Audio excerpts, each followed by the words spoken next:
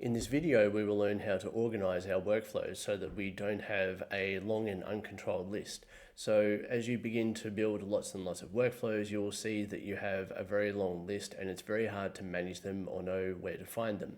And so what we can do is organize them into folders. Now I'm currently in the overview view, and so if you have a look up the top left-hand side, you will see the word overview. And in this view, we cannot create folders. There's a button on the right-hand side, and when you hover over it, it says folders available in your personal space. What that means is you need to select the menu option on the left-hand side underneath overview where it says personal. When you select on personal, you can now organize your workflows into folders. And so here is a shorter list of the same workflows that you saw a moment ago. Now what we can do is hover over the button on the right hand side that says create folder in personal. We can give it a name and just call this one test.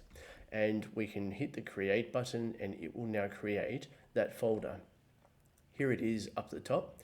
And so we can now organize and move our workflows into this folder. So let's try and do that now. We'll pick a workflow down here, my workflow 3.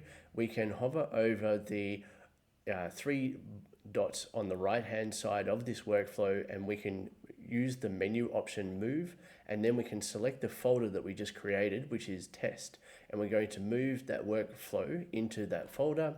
When we go up into test, we can now see that my workflow 3 is in this folder. The other thing you can do is nest your folders. So within this folder, we can create additional ones, and we might call this one test 2. And so now we have embedded our folders and we can nest them as far as we'd like and organize our files as easily as we want to.